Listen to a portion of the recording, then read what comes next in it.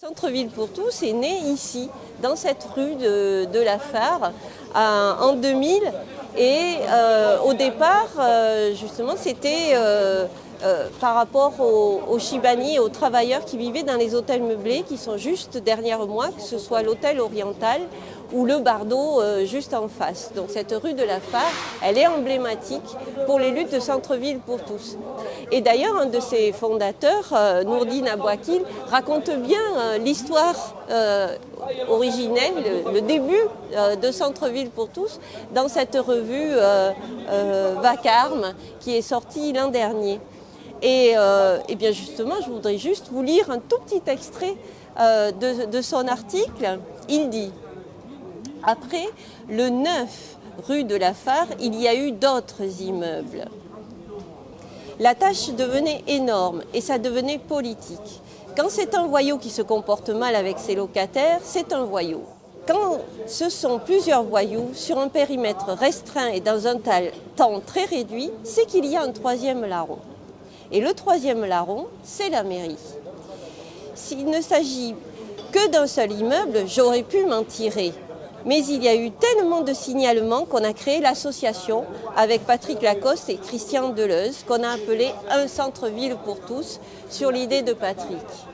Donc Centre-ville pour tous a accompagné ces habitants qui logeaient dans ces hôtels meublés, dont les marchands de sommeil, c'est comme ça qu'il faut les appeler pour certains d'entre eux, expulsés du jour au lendemain sous prétexte de réhabilitation les gens qui y vivaient, puisqu'ils souhaitaient revendre leurs biens et mettre dehors les habitants. Et vous pouvez en tout cas trouver sur le site, parce que sur un côté il y a l'onglet Archives de Centre-ville pour tous, qui vous raconte toutes ces histoires et tous les moments de l'accompagnement juridique aussi, de 2000 à 2010, pour vraiment contribuer à les accompagner au fait qu'ils soient relogés, si ce n'est pas sur place, dans le quartier en tout cas. Conserver ce centre-ville pour tous, ça veut dire avoir de l'habitat social, comme on vous le décrira mieux dans d'autres interviews,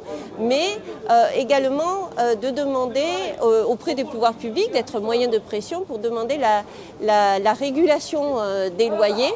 Parce que c'est important dans un centre-ville, pour le conserver populaire, qu'il y ait cet encadrement des loyers. Donc récemment, la mairie a suivi, ou en tout cas est d'accord avec cet encadrement des loyers. Ça, c'est un fait tout à fait nouveau, alors que l'association le demandait depuis des années. Mais c'est beaucoup plus complexe que cela souvent, puisque en dehors de la ville, il y a différentes strates dans l'aménagement urbain. Il y a Euroméditerranée qui intervient aussi et qui pousse à la rénovation ou au rachat de certains immeubles. Il y a la métropole comme autre strate également de construction de ces grands projets d'aménagement. Et au-delà de l'habitat, eh bien, centre-ville, c'est aussi fabriquer la ville pour l'expliquer et expliquer ces différentes strates aux habitants. Et c'est comme ça que je me suis retrouvée ici à Belzunce. Et sur cette place Louise Michel, eh bien, à un moment donné, je l'ai présentée dans une journée sur les communs, puisque fabriquer les biens communs dans l'espace public, cela nous semble des choses très, très importantes. Et d'ailleurs, au-delà de cette fabrique de communs avec la population, en étant à son contact et en faisant ressortir toujours les besoins de la population sur ceux qui veulent, dans leur aménagement aussi de places et de quartiers. Ça se voit à tous les endroits. C'est vraiment le besoin de la population face à des emménagements, des projets d'aménagement qui sont souvent à très long terme. Par exemple, ici même, il y a une grande résidence étudiante qui est prévue. Mais quand? Peut-être elle va se faire à 10 ans, à 20 ans. Or, la rue, elle mériterait d'être mieux assainie. Il y a un immeuble qui vient d'être détruit juste à côté, puisqu'il était en péril. À ce même endroit, ça fait des verrues comme ça dans la ville. Est-ce qu'il n'y a pas d'aménagement temporaire à l'échelle de la vie aussi des habitants?